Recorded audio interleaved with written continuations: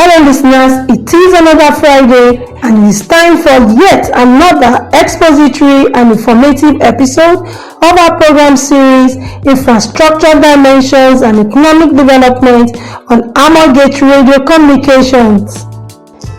Thank you so much for joining us today. I remain your host, Titidala Ogushono. Today promises to be a very engaging episode because we are having with us a seasoned economic expert who will be sharing his depth of knowledge and expertise on core economic issues. His name is Mr. Ibrahim Agiri. Looking forward to when I can eventually call him Dr. Ibrahim Agiri, which I know will happen very soon. I'm smiling here, Mr. Agiri too is smiling. Thank you so much, Mr. Agiri. Thank you so much for joining me today. So today, together with Mr. Ibrahim Agiri, we'll be zooming our lenses of peculiar challenges faced by small and medium enterprises, popularly called SMEs, in developing economies, developing nations, developing countries, with special focus. Okay, so Mr. Agiri, thank you so much for joining me once again. Yeah, thank you so much. Thank you so much for having me here. I really appreciate that, for giving me this kind of opportunity. Report from Nigerian Economic Summit Group, the ESG, reveals that over 7 million small businesses shut down in 2 years in Nigeria, and this resulted in about a loss of 94 trillion naira. Okay, and this is huge, this is massive. So, Mr. Agiri, what will you say are those factors that contributed to this position that we find ourselves as a nation? Yeah, thank you very much. Let me start from here. Firstly, let me highlight the importance of SMEs. SMEs particularly may greatly accelerate both the social and economic advancement of every nation. According to PwC 2021, it was gathered that SMEs account for 84% of employment and 96% of enterprise in Nigeria. So as a result of that, based on this data now, you can see that SMEs have a great impact on economy at large. So we are now looking at factors contributing to the shutdown of over 7 million SMEs in Nigeria, which brings about loss of 94 trillion in Nigeria. This is a very big challenge, to be honest. It's a very big challenge because the closure of over 7 million small businesses and the loss of 94 trillion naira in Nigeria can be attributed to a combination of both the structural, economical and policy related factors. Some of these factors are: one, let me just start from here. One, inconsistent power supply. Okay. Two, high inflation and unstable macroeconomics. Three, inadequate access to finance, which is also very important. Four, poor infrastructure. Corruption and bureaucracy, that's another big problem, and also security challenge. Mr. Agiri, for the sake of those who might not be so fast to get all of these things that you're saying, could you just try to break it down or explain each of those factors that you have mentioned that are attributable to this lost position? Yeah, thank you very much. Like I said inconsistent power supply. Okay. As we all know, one of the most significant challenges faced by Nigerian small businesses is the erratic power supply. We know that is a very big challenge. According to World Bank, Nigeria power supply is insufficient to meet the demand of its growing population and industry. Small businesses are forced to rely on expensive generators, which increase their operational costs, leading to financial strain and eventual closure. Some of them will closure due to this issue of inability to generate power supply. So they try much as possible to make use of generator and other means, and this will be a kind of huge cost on their operational cost. For instance, in 2023, according to Statista, in 2023, Nigerian electricity demand exceeded 40 terawatt hours, while the supply reached roughly just 40 gigawatts. So you can see the difference, which actually highlighted a kind of significant gap between the demand and supply for electricity.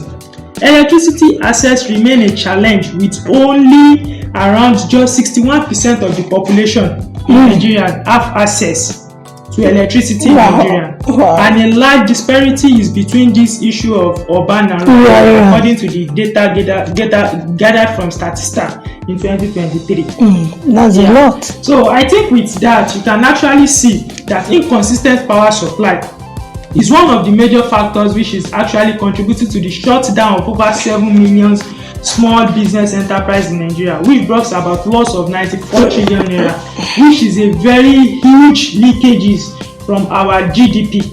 That's a whole lot. And also, let me buttress regarding what I mentioned about high inflation and unstable macroeconomics. Inflation rate is one of the major problems that we are facing in Nigeria. The inflation rate we are facing in Nigeria doesn't actually attribute to a particular sector, but we have like a kind of general inflation rate in Nigeria, which is actually affecting the whole country. So one of the most, these inflation rates in Nigeria have been very high for years, which negatively impact businesses by rising the cost of raw materials, the operational cost, the essential services. Yes. For instance, now, according to NBS in 2024, January 2024, the data that was released by the Nigerian Bureau of Statistics stated that Nigerian inflation rate is 29.9%. Wow. You can see 29.9% is a very big challenge to the growth of SMEs, because it will affect the growth of SMEs, increasing the cost, all the costs they will incur. You can see that inflation rate is one of the major problems that we are facing in Nigeria. Aside from this inflation rate, let's look about some of the unstable macroeconomics variables. So some of these macroeconomic variables that we have is also a big challenge, because government itself have not even get itself on a standard fit to look at all this issue. So as a result of that, because of that, let me just move on to inadequate access to finance. Okay, before you move on, Mr. Agiri, I have one or two things I want to look at. Now, some people, let me play the devil's advocate here.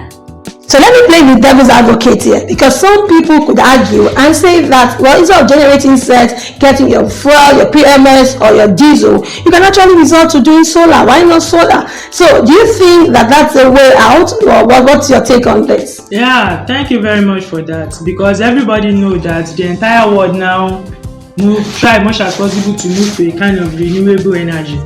But the question we need to ask ourselves is, when we actually argued that the small business should try much as possible to adopt alternative power supply, like all the solar and other renewable energy. The question we need to ask, what are the policies that have been put in place by the government in order to stabilize all these things? All this solar, is it something that how many small business can actually afford to purchase some standard panel of solars? For instance, now you can see there are many businesses, enterprises that are running.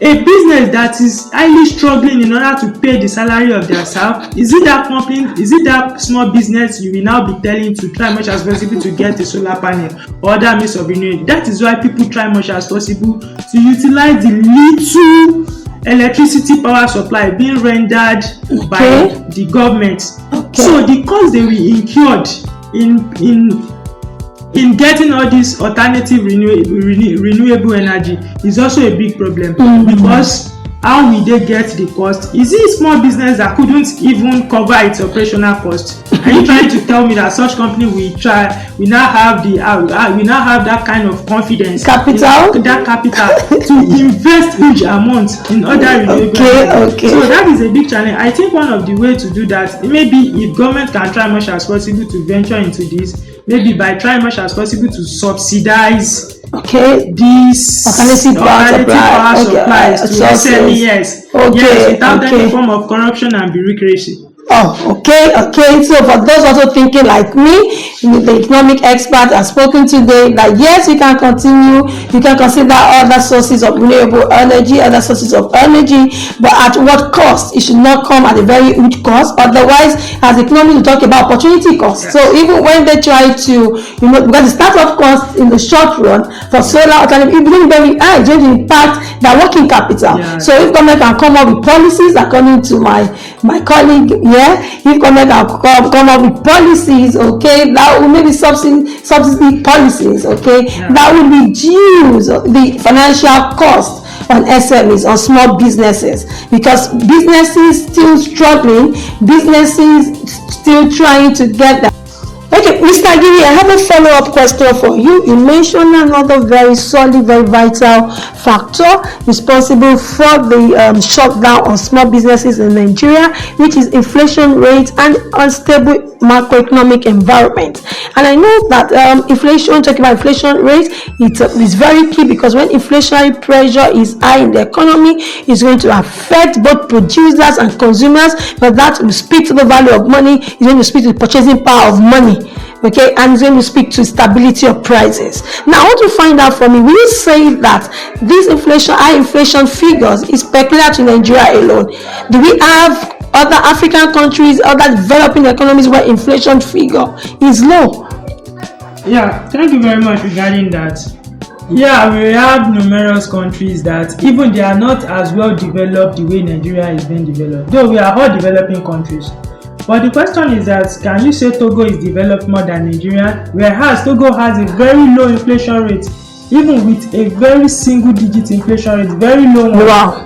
For instance, now the Benin Republic have just 2% inflation rate. That's compared low to Nigeria, which is even more than 20%. Look at Cape Verde, 2% as well. Guinea-Bissau, 2%. Senegal, 2%. Just Gabon, look at Gabon, 2.2% inflation rate. Are you telling me that all these countries were even developed, even in terms of economic performance, in terms of industrialization? Are they performing more than Nigeria? No. We call Nigeria the giant of Africa. Okay. Yes, we call Nigeria the giant of Africa. But yet, all these countries that even they are not as well developed as Nigeria, they are still having this kind of opportunity for a very low inflation rate. And there are some certain things that actually contributed to this. Some now, it's actually as a result of government subsidy. The government tried much as possible to subsidize some important items in an economy, such as their food items, the importation, things like that. And then economic stability, it is also important. There are some countries in Africa, they are not as well industrialized the way Nigeria is industrialized. But yet, their government tried much as possible to put the economy into a stable position. So these are the kind of things that actually make those countries that are not as well developed like Nigeria to be experiencing low inflation rates. Because just look at it, a country like Gabon with just 2.2%, are you telling me Gabon is not well developed? Even Gabon, the entire GDP of Gabon, you can't compare it with the entire GDP of Lagos State. The entire GDP of Lagos State alone can swallow the entire GDP of Gabon. Yet in Nigeria, the giant of Africa, we are still experiencing, and also their country as well. All those countries as well, government put effort in place in order to watch out for both their fiscal policy and for economic policy. But in Nigeria, the reason for this, there are numerous reasons regarding towards this our inflation rate in Nigeria. Number one, let me highlight the dependency of oil. Nigeria, as we know, Nigeria is a kind of country that we are monotony. Our economy is something that is monotony in nature. It is one way. We are just moving in one way. We depend on oil so much, despite the fact that any surge or increase in oil price, world oil price, will actually affect us directly. It is not about indirectly, it's directly, because we actually engage in, we depend on oil. So we have direct impact. So we have direct impact. Any economic activities that actually affect the world oil price, we have impact, and that is part of what Nigeria is actually experiencing now. And also, as a country, we actually depends on oil, due to the fact that as a result of many countries now trying to much as possible to substitute some energy towards the consumption of oil. So some countries now, they are now making use of high intensive solar. Country like China, you can see country like China, they are no more importing oil in order to generate energy. They are making use of all this renewable. As a result of that, there is a decrease in demand for oil in the world. So as a result of that, now our own contribution towards the exportation we actually reduce. So that will also have impact on inflation rate in Nigeria, which make it so high. Also, inflation rates, instability, that is another problem that we are facing in Nigeria. Nigeria is a country that we import more than export. We import more than export. So for a country that is solely believe on importation, so what do you expect regarding the inflation rate? Because as a result of that, that will bring about instability in exchange rate. So as a result of that, the inflation rate will be what will be affected, which makes our inflation rate to be so high to an extent that our inflation rate have moved to a very high double digit. Because what are we looking? Inflation rate now more than 15%. Whereas we have countries like Gabon, Togo, that is not even up to 3%. So you can see we are facing a problem regarding due to reasons like exchange rate instability. Also, the issue of this insecurity and political instability is also a factor in Nigeria.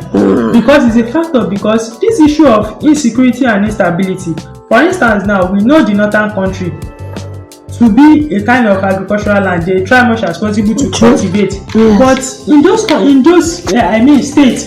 northern states in Nigeria, they produce more of agricultural output. But due to insecurity and political instability, most of the agricultural outputs cannot be cultivated abundantly. And you know that Nigerian, even our exportation, we export something that is still crude. We export agricultural items. So now tell me that the region that is actually producing our exporting agricultural items is now facing a kind of insecurity, political instability. So they were unable to produce, and when they don't produce, what are we going to export?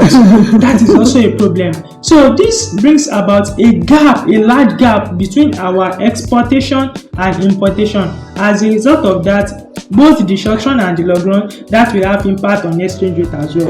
That is also a problem. And also structural issue in the economy. That is also a problem. Because let's look at it. Despite being one of the largest economy in Africa, growth has been hampered by structural challenge like infrastructure. So some of these structural challenges and infrastructure have actually affected us. Inadequate industrialization. Though despite the fact that we try much as possible to say Nigeria is the heart of Africa, is one of the countries that is well industrialized in Africa. But the point is that our level of industrialization does it actually augment with our manpower, the resources, the wealth of the nation. So all those things, when there is kind of mismatched between all these things, it will also have impacts. This will burn down to the inflation rate. Despite the fact that our purchasing power will be so low. So it has gotten to an extent that people try much as possible. For instance, now look at it, importation of cars. Just look at importation of cars. People were now buying cars for like 5 years. Cars that people were buying for something of like 2 million, 1.2 million. People are now buying it for the rate of 9 million, 8 million. But the point is that even the amount they use in clearing those cars is a very huge amount. So you can see if there is a kind of mismatch, that is why they will tell us that in economics your demand must equal to supply. There should be a state of equilibrium. So any divergences between your state of equilibrium whereby your demand is not meeting with your supply, while everything remaining equal, there will surely be a problem. That is one of the problems we are having. Nigeria, we said we are industrialized, but the point is that the level of our industrialization again, does it actually match with the level of infrastructure that we have? That is also a problem. Yeah, thank you very much regarding that. So thank you so much, Mr. Giri. I told you, I promise you, listeners, I think that engaging a very expository, informative session with Mr. Giri. I said I look forward when I can call him Dr. Ibrahim Agiri very soon. Okay, and as mentioned a whole lot is said. Okay, on that I asked the question: is it peculiar to Nigeria alone? Do we also have other developing economies that have low inflation figures? Yes, he mentioned Gabon, he mentioned Togo, and he said something also interesting that yes, the level of industrialization in those countries may not be as high as Nigeria, but the inflation figures are pretty low, less than 3%, where we have over 25% in Nigeria. And there are factors that he has mentioned that are attributable to high inflation figures, and he said, like, unless you shift from being truly,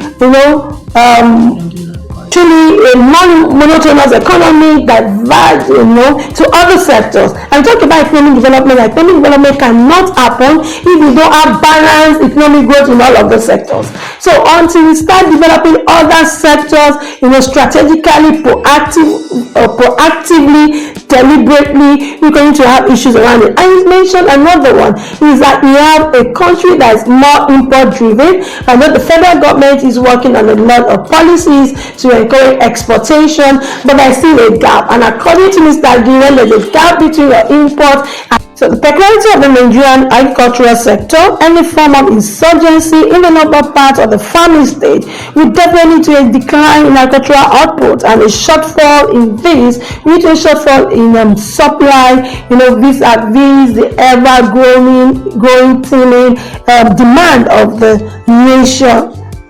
And definitely in the situation of things being equal, where your demand is more than the supply, that will lead to a hike in prices of goods and services, and that's Nigeria is not an exception to this economic rule. Okay, if you're just joining us, thank you so much for joining.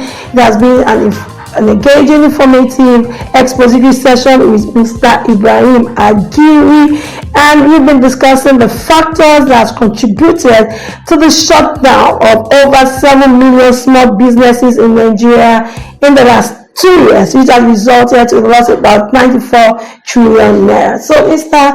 Ibrahim will continue with other factors. Thank you so much, Mr. Ibrahim. Yeah, another factor regarding this is inadequate access to finance. We know that in Nigeria, small business have been facing this issue of finance. Finance has been a kind of issue, the access to finance. Is it when we talk of the financial illiteracy? Financial illiteracy is very high. There are many people, they call themselves entrepreneurs, small business owners. When you ask them what are the procedures for you to approach the financial institution, for you to access loan, they will tell you they don't know. The question, some of them, when you ask them what are the collaterals for you to use in order to apply for a loan to enhance your business, some of them, they don't even know meaning of collateral. This shows that you can see the inadequate access to finance. This was brought up by many things. Number one, the level of corruption in the financial sectors in Nigeria, the level of bureaucracy, also financial illiteracy. The level of financial inclusion is still high, despite the fact that Nigerians have been trying much as possible to ensure that the financial inclusion, the level of financial inclusion in Nigeria should move forward. But yet, it is still low when you compare the level of financial institution that we have to that level, to that of the entire population. The financial inclusion is still very low in Nigeria. People's idea regarding finances is still very low. So the level of financial illiteracy is still a problem. So when we talk of this inadequate access to finance, high cost of credit, yet limited access to financial services have been a long-standing issue for Nigerian small enterprises. So, for instance, according to reports by the Central Bank of Nigeria, only 5% of Nigerians have access to formal credit. Look at that problem. So, invariably, 5% is telling us that if I should try much as possible to gather in an environment, to gather like 100 entrepreneurs, if I just randomly sample, so just that is sampled about 100, that is just about 5 of them have access and that financial knowledge, financial literacy, in order for them to know how to go about, for them to access financial credit. This restricts their ability to expand, purchase necessary equipment, and what? This will bring about what? Financial downturn in the progress of their businesses. So financial access to finance is a big problem. Just look at 5%, according to the CBN, that only 5% of the business has access to formal credit. That's low. That is very low. It's alarmingly, in fact, I would say alarmingly low. That is very low. So you can see regarding that. So and other factors that we have the poor infrastructure. Poor infrastructure is also a problem that actually brought about the shutdown of over 7 million small businesses in Nigeria. That is also very low, because we're looking at this now. Power supply. Nigerian businesses also face inadequate infrastructure, inadequate transport and communication. Communication is an infrastructure. Transportation is an infrastructure, but this has been a very big challenge to the Nigerian economy at large, because these have been affecting many businesses. Yes, these have been affecting many businesses. In Nigerian, God actually created Nigeria in such a way that there are some regions of the country that cultivation of some certain items, certain agricultural items, is ordained to them by God, while some other parts is ordained. For instance, now looking at the southwest, God actually blessed Nigeria with the cultivation of things like cocoa. Okay, true. The northerners, things like vegetarian items like pepper, onions, things like that, which shows that there should be a good transportation system, whereby there will be a good transportation system. Those who are producing all this kind of cocoa, good transportation system to transfer to the other side, whereby a kind of interchanging of items they are producing. But due to the fact that this issue of poor infrastructure like road, good transportation system, telecommunication, these have been a kind of big challenge to the system, and this also affected the level of what the close down. This brought about close down of many business enterprise. For instance, now during the rainy season, they will tell us that in the northerners, due to heavy rain, most of their farm outputs were being eroded by the heavy rainfall, heavy downpour. But if government have tried much as possible to put some certain infrastructures into place, like proper irrigation, drainage, this will reduce the level of erosion that is affecting all these farmers who are also small business enterprise. Likewise, even those who are selling, who are retailers in Nigeria, is only, I don't even know if I have the data, I could have said that, but it's without no doubt many businesses, many shops have been eroded by erosion due to the fact that poor infrastructures like drainage, things like that, and government itself have not tried its best in order to put some infrastructures into place to assist all these business enterprise. Yes. Another one is corruption and bureaucracy. This is very hard. I don't know, Dr. Barry, can you just tell me a sector in this Nigeria that is not facing? Okay, I'm laughing right now. It's like you just asked me if I know of any sector in Nigeria that is not facing grappling or tackling the issue of corruption. And my response is I have to carry out my research, okay, to see which of these sectors, if you have any sector that is corruption free. For now, I still have to carry out that research. That will be my response. Yeah, I know, Doctor. You just want to be neutral in this way. You know that there are many sectors in Nigeria, and all sectors in Nigeria are facing corruption. If interestingly, you can't even we can't excuse the religious bodies as well. Yes, that is part of what we've been saying so far now. So corruption and inefficient government bureaucracy.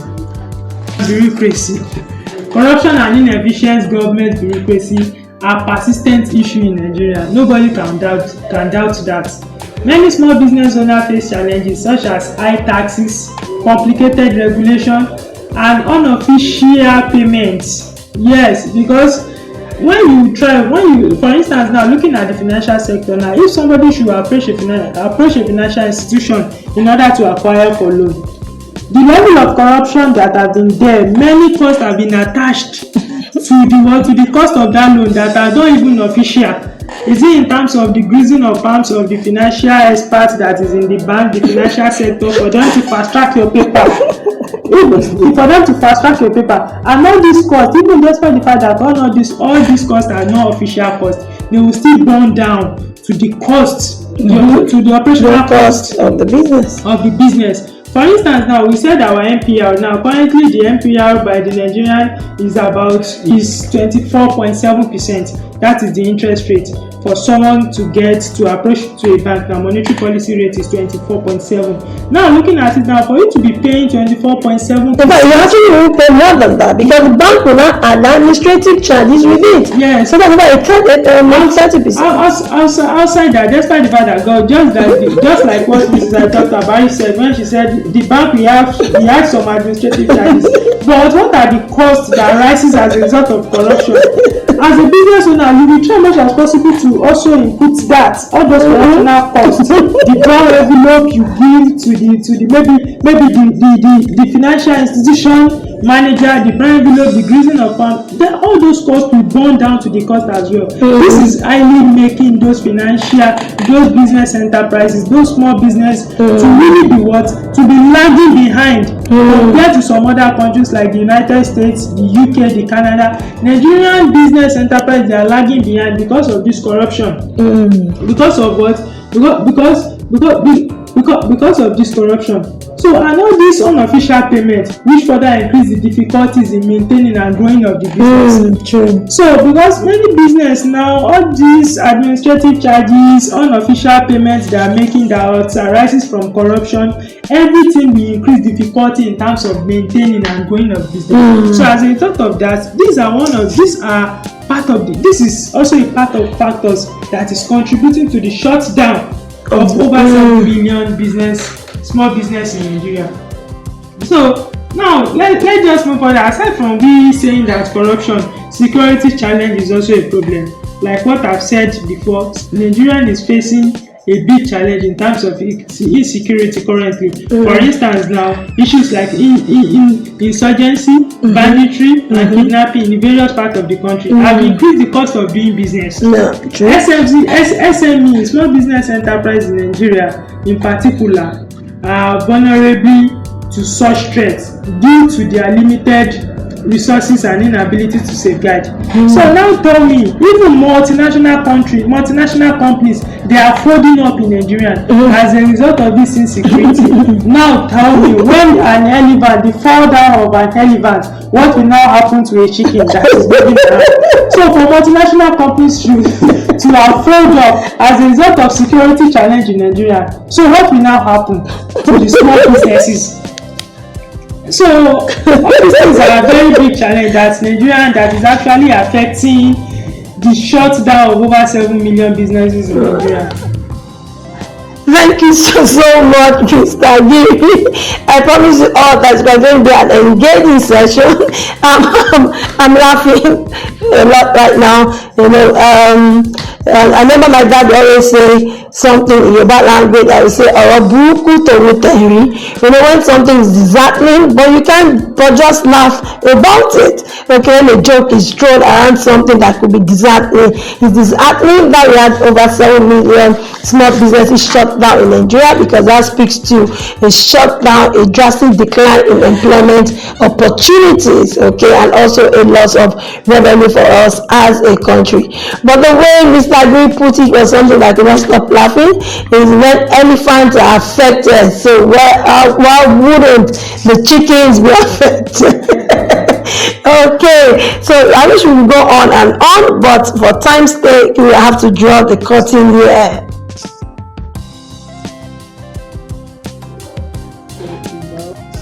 On this note, we'll draw the curtain here. Thank you so much once again, Mr. Giri. We hope that you join us same time next week to continue our robust discussion on the subject matter. For everyone who have joined us, I hope that you have learned one or two things. I promised you that it was going to be an engaging session, and I'm sure you will enjoy it because I enjoyed myself. I look forward to another robust session with Mr. Giri next week. Remember, next week all our other programs are on Mondays to Fridays, 5 p.m. WAT. My colleagues will be coming on board with very intriguing, expository, informative episodes on various programs.